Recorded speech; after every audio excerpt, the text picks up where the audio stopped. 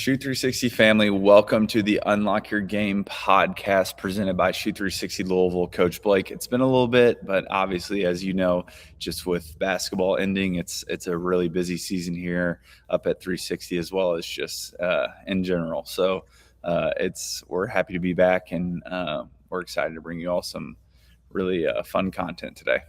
Yeah, these high school seasons are wrapping up. Getting ready to start that bracket challenge here at Shoot 360. Make sure if you haven't signed up yet, scan the QR code up at the front, or I think it's even on the bathrooms now. Go ahead and scan in, see who comes in first place. That's But right. yeah, we've started. We're getting ready to hit regional play over in Indiana. We've got those coming up this weekend. I think the March 14th is when all that kicks off. Our sectional, Corden wasn't able to bring it home. It was Silver Creek once again. When I was in high school, we were always running into Trey Kaufman-Wren. They were always dominating through there. LT Hatton, he played at Indiana a couple of years ago. So we had a little bit of talent in there. Our best player, shout out, he was coached by Dean Baumert, of course, a little bit of a baller, but fortunately was never healthy during the high school season. So that kind of hurt us a little bit. Yeah, no, for sure. And I think Kentucky, we are actually, after today, we will be into our state tournament next week. So, and then the girls' side is starting their state tournament, I believe, tomorrow. So a lot of really exciting stuff. We had a huge girls' upset. Assumption beat Sacred Heart. That was we talk about Sacred Heart being a little bit of a juggernaut on here. We had been. Sacred Heart had won, I believe, for 3 championships in a row, something ridiculous. So we got a new top dog here in Louisville. So that's really cool to see. And then shout out to our St. X members. They're moving on to the state tournament. And then shout out to potentially some of our North Oldham members. They played tonight for the regional championship against Spencer County. I don't believe we have any Spencer County members. We have in the past, so good luck to them as well. But we've got some jam-packed. Unfortunately, in the 6th region, we don't have any Butler or J-Town. But we'll be looking forward to celebrating those who are able to move on to the Sweet 16. And then also just congratulations to all those successful athletes here at Shoot 360 Louisville who earned all honors or achieved district championships or regional semifinals in their seasons this year. It's been a really fun basketball season here locally, so it's been really nice to see.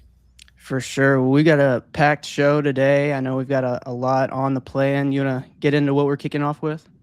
Yeah, I mean, first off, just kind of talking through, obviously we are moving into our off season for a lot of us.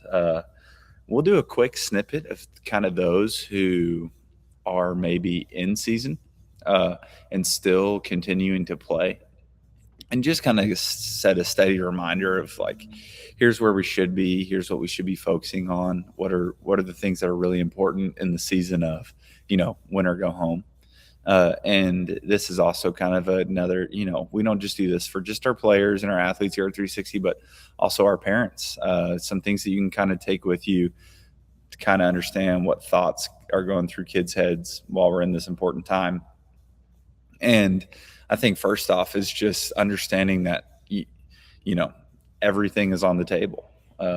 Whatever you think will help your team win, that should be your main priority. If that's diving on the floor and scraping up your elbows till there's no skin left, or you feel like you got to take 50 charges in a game, smack that wood and play some defense. Let's go.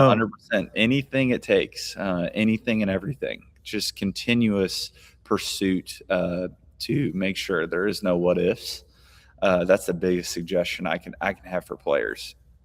Yeah, there's no point. I mean, you've reached this part of the season now. There's no point of resting up to use it for later in the season. There's no point of that. Like you're in when it matters most. And so if there's an opportunity, it might be you might be down by 10 and there might be a loose ball. You go dive for that. You throw it to one of your teammates. They go down, get a layup. That might be a whole momentum swing right there. So you're never going to be out of the game. It might be coming down to the final buzzer, and it might just come down to that one IQ play where you can't overthink it. So it's definitely the most important part. Don't overthink it. Make sure you're going as hard as you possibly can, and those results will show. And that's why you play your regular season, right? It's just so that you have your foundations solid, you're clean, you play how you need to.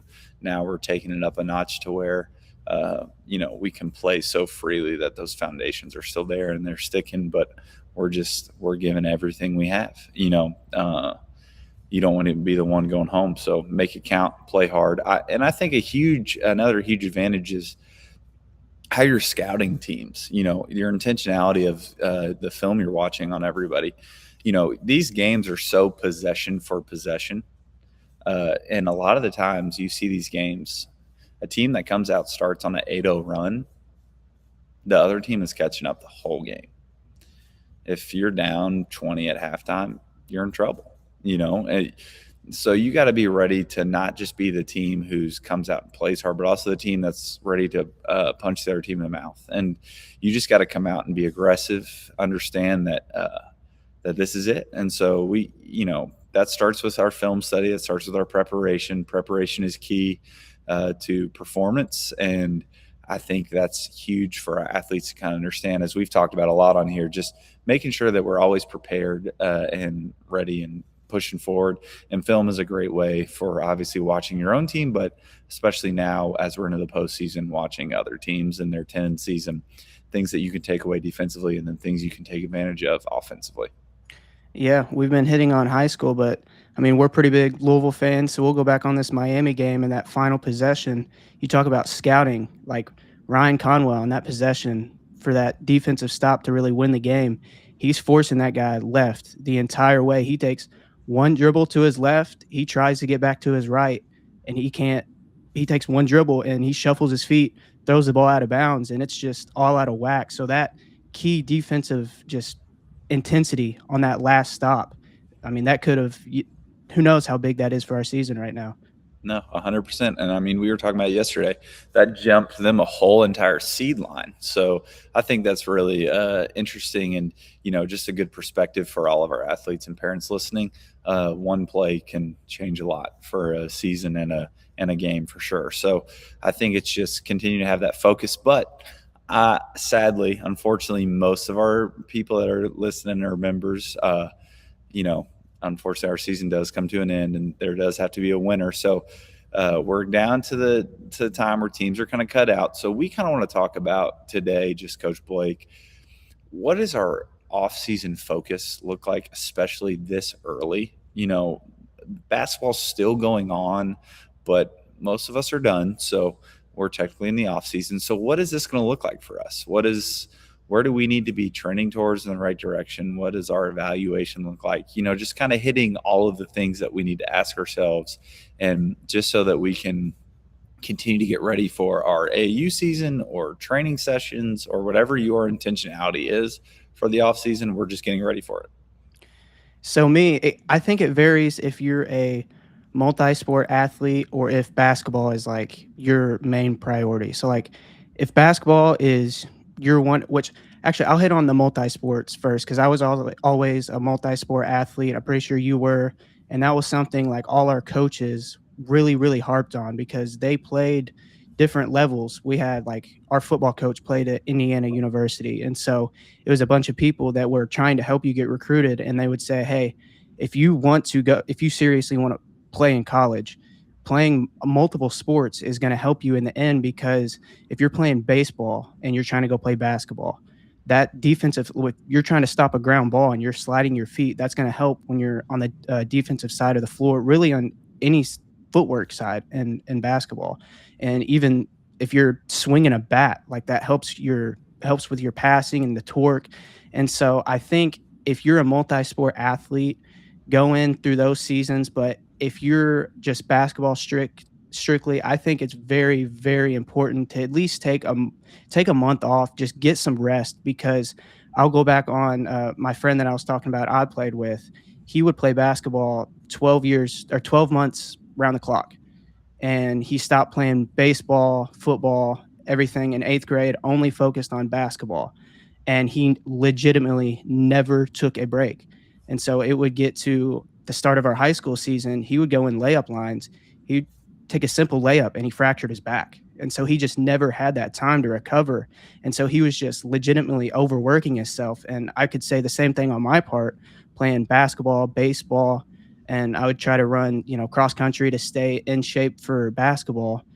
But I overworked myself in the baseball portion, and I would just literally throw so much where my scapula was under my armpit because I just legitimately never took a break. And so that ended up hurting me because I could have took this a month off and got massage therapy and just really took it as like a recovery month. But I really took it in my head. It's like, well, if I take off, somebody else is getting better right now.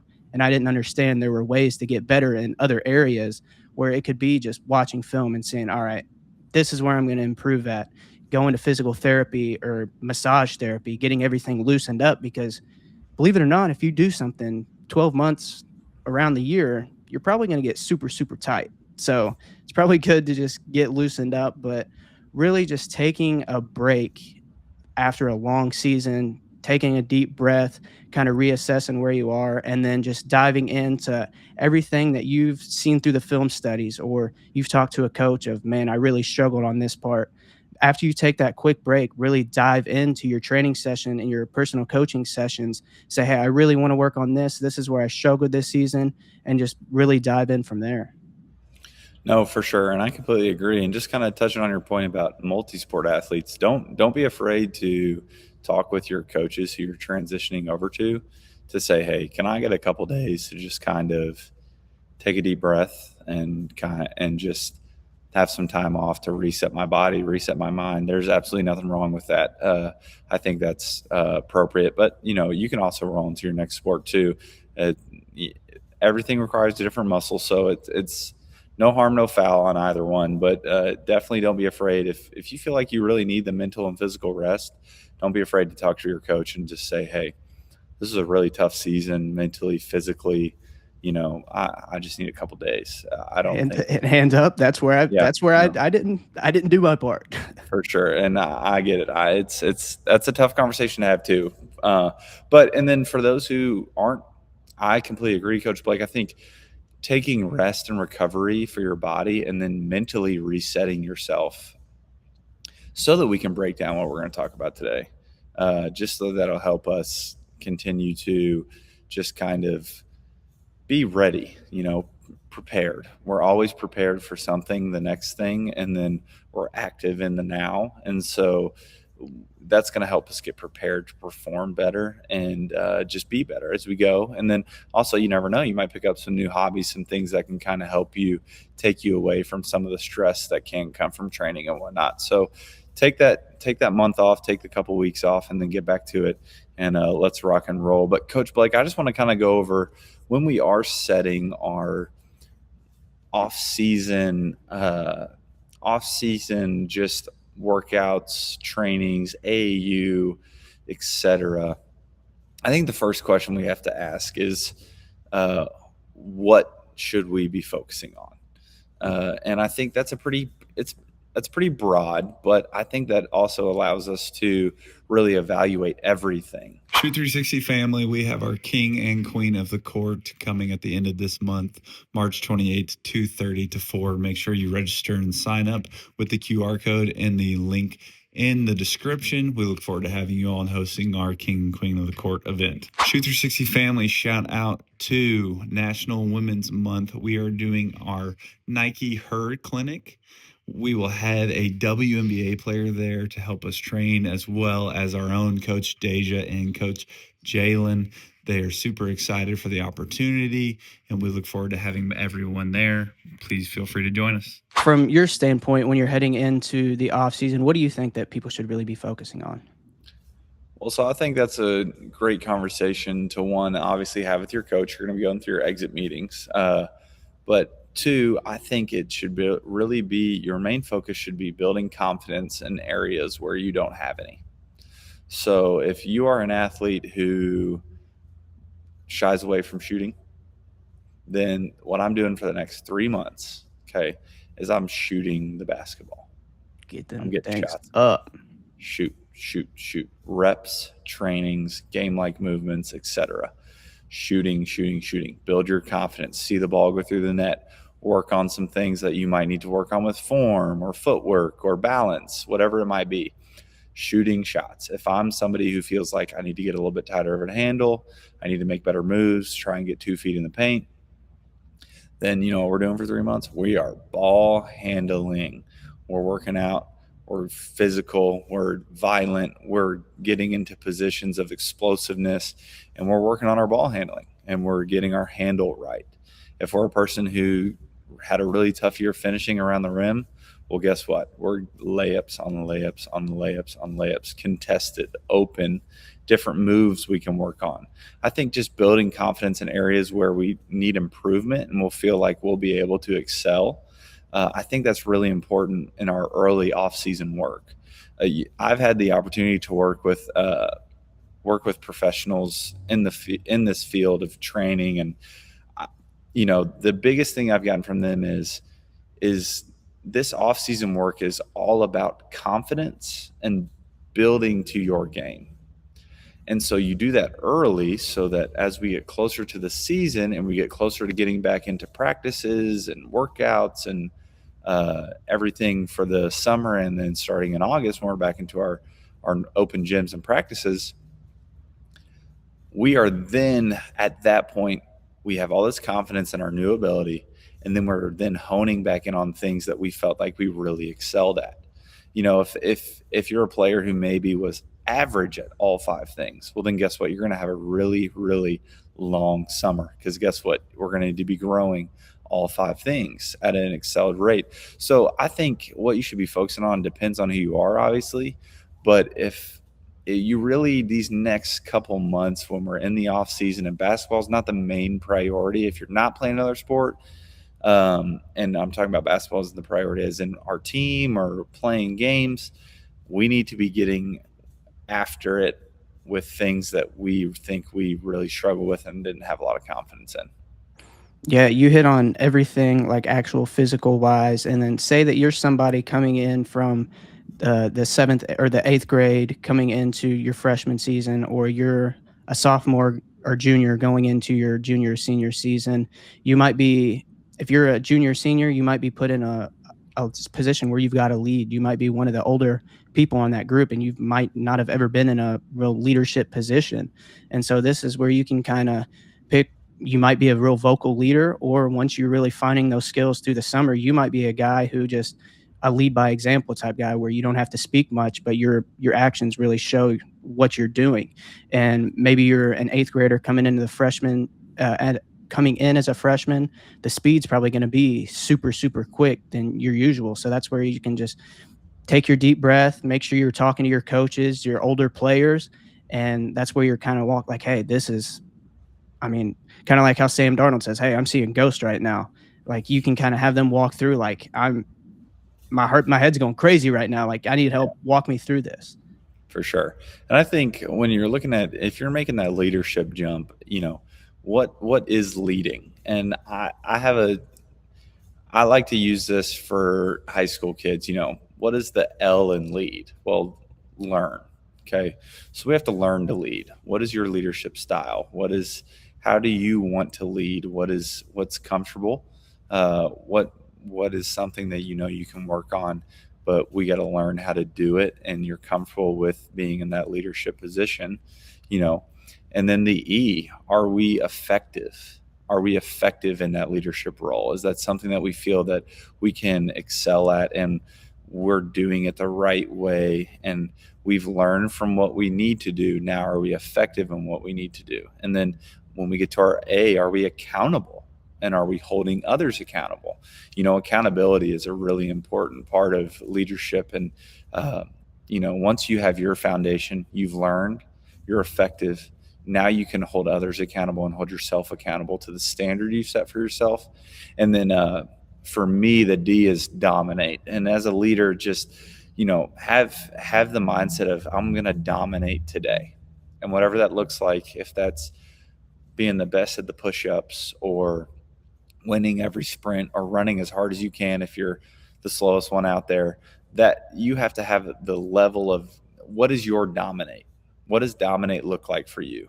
And what you'll find out is you'll continue to find new ways to dominate, and then it kind of leadership works itself backwards. All right, now that we're dominating, are we holding people accountable? Is that effective? And are we still learning? And so that's just kind of a never-ending algorithm to leadership that really helps young athletes perform in those roles and when they're learning. So for me, that's something I use a lot of and help kids out with. Yeah, I'm just going to make this comparison as a Louisville and a Rockets fan. So, like, we talked about on me and Terrence's podcast, shout out Spillneville, we talked a lot about his teammate Preston Knowles and how that guy, he would talk and say, hey, I need you to do this. But if that teammate wasn't going to do it, he's like, all right, I'm going to show you how to do it. Like, he would take over. He would make sure he was going to hold people to the utmost, like the highest standard. And then as a Rockets fan, you look at Kevin Durant, like his leadership style is 100% different than how Preston was, because it was just more of, hey, we need this out of you. And then Kevin Durant is more of, I'm going to go to practice. This guy doesn't. The story around Texas is when the guy goes back in the summers and he's counting his misses and makes, he doesn't count misses and makes based on his shots. He counts them based on the sound the net makes. If he doesn't like the sound the net makes, he counts it as a miss. And so that's what all his teammates say is, like, say whatever you want about Kevin Durant. This guy works harder than anybody. So it could just be two different leadership styles. You might have a vocal leader like big Steven Adams on the Rocket. Like, you hear that guy talk, you're going to listen. But Kevin Durant, he shows you how to work. You're going to follow in that guy's footsteps.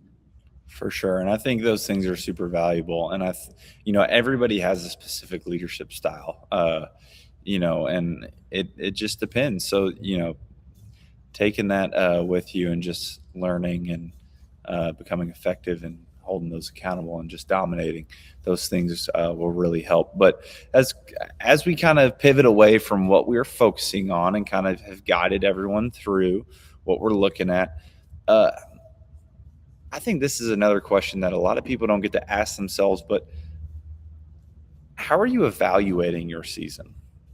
And what I mean by that is it just a basic, like, oh, I did good. I scored this. I rebounded this. I had this many steals, deflections, whatever. If that's your base level, and then you're gonna have a really hard time finding improvement, because we need to break it down. Okay, I was getting 10 shots a game. Were these effective shots? Were they efficient? Were they open? Were they good? Were they in the flow? Or was I taking 10 shots a game that created long misses that allowed teams to get out in transition within the first 15 seconds of a possession? Like, were they forcing us into bad problems? And whether I was scoring 20 a game, but my team went 15 and 15, can I score maybe 17 a game and go 25 and 5? Or do I need to score 25 a game and go 25 and 5? So I think the evaluation of where we're at needs to be specified, not just by specific and basic numbers, but by how we were affecting games and what we need to clean up, whether it's specifically on offense or defense. Those things can be broken down in film, but we definitely need to have specifics when we're evaluating how our season went.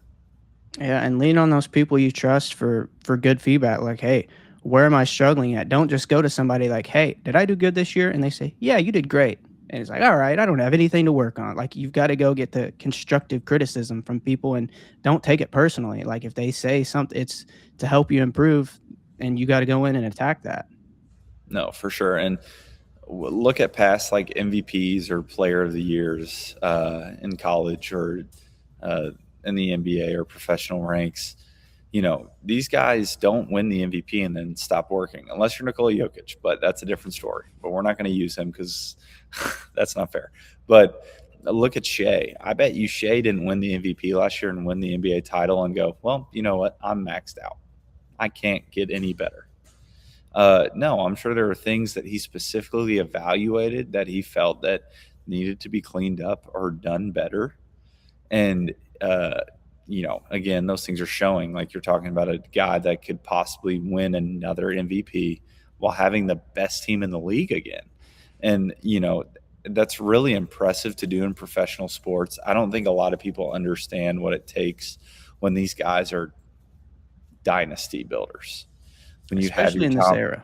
Oh, for sure. When you have your Tom Brady's, your Kobe Bryant's, your Michael Jordan's, your kind of LeBron James, but when you got your guys like Patrick Mahomes, the guys that are just always doing it and are relevant and coming to people's minds, it's not because they're like, oh, what can I do to just keep this consistent? But it's like,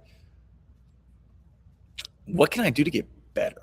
How can I get better? And a lot of us, and maybe this is kind of just a wake up call, but a lot of us look at those people and are like, how can they get better?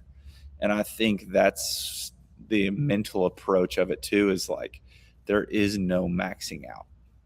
The sky is the limit. If the sky isn't the limit, then the atmosphere is the limit. If the atmosphere isn't the limit, then getting to the Milky Way is, whatever that looks like, the center of it, whatever. That's what your approach has to be. And continuing to fine tune your skills and everything and evaluating is really, really important. Shoot 360 family, spring break is coming, and we are hosting a Nike basketball camp for spring break. It is April 6th through the 9th, so feel free to sign up online at Nike basketball camps/Shoot 360 Louisville. You'll see that there. Sign up, and we look forward to having everybody. Coach Blake, we've got a couple segments left, and I think these are our most two crucial segments. And I think when the season ends, I think every player kind of comes to that conversation of like, why am I doing this? But then it kind of fades away. The work gets overwhelming. Practices start again in 2 weeks, weightlifting, etc., whatever it is, or jumping into another sport. But I really want to break down, asking yourself, what's your why? Why are you doing this? Why are you wanting to get better? What are your goals? What do you want to chase here? Why are you doing this? I think that's really valuable. Yeah, for me, I think like if you're going into your sport and you're attacking it every day, literally as hard as you can, and you're studying as hard as you can, all that's going to translate better in your everyday life. If you're attacking everything as hard as you can in your sport, if you go into a natural job, like you're going to already be strictly regimented. If you're somebody that has been taught to touch that end line every single time you go and run line touches, you're going to be somebody that's more than likely you're going to be at that job 5 minutes earlier than you're supposed to, and you're going to be holding yourself accountable. And you might be somebody that, all right, I might not be very financially stable. I don't know if I can go to college. And you might be on that line to where if I work hard enough, I'm going to be able to get some of my college paid for. And trust, in the middle of that season, you're practicing every single day. You might have a practice Thanksgiving morning. You're sitting there like, why am I practicing on Thanksgiving morning? Let me have time to myself. But that's where you can kind of sit back and think of the overall, like, this is where if I put the work in now, 2 years later, I'm going to be thanking myself, because it could just put me up in a better position, and it's just going to make you mentally stronger. For sure. And I think the evaluation, just how you said, like, what is your why? Are you trying to get your school paid for? Nowadays, are you trying to get your family paid for? I think a lot of those different conversations have to come to mind, and if you're a kid who might have a little bit more opportunities financially, are you trying to set your financial life up? I think these conversations have to be had, but not even the financial aspect. Do you just love basketball? Do you love the game? And that's why it's worth blood, sweat, and tears for you. I think this conversation definitely has to be had. What I would suggest when you are considering this, write yourself a letter. Write yourself a letter that you would want to read next year, in a month, today, whatever the thesis of the letter needs to be. I don't know, but write yourself a letter stating everything, whether it's from how exhausted you feel after you run a sprint, or how happy you feel when you make a shot, or I do this because I love this X, Y, and Z. and then you can have it as a reminder. You can put it away in the envelope and read it after the season. And is it something that maybe keeps you accountable so that when you do read it at the end of the season, you can feel like you read this and said, I reached that. And, I think that's something that really helps you mentally. It just puts you on physical notice, as we talked about, that leadership and accountability. When you have something physical in front of you holding you accountable, it's a lot different than just mental notes. It takes a little bit less discipline, which is nice, not as much pressure, but at the same time,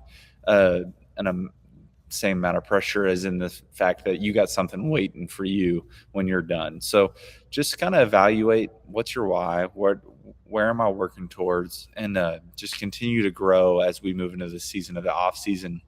And the last thing I think that'll be really valuable, and one of the more important things, as the people we can connect with are the most helpful. The more people the better.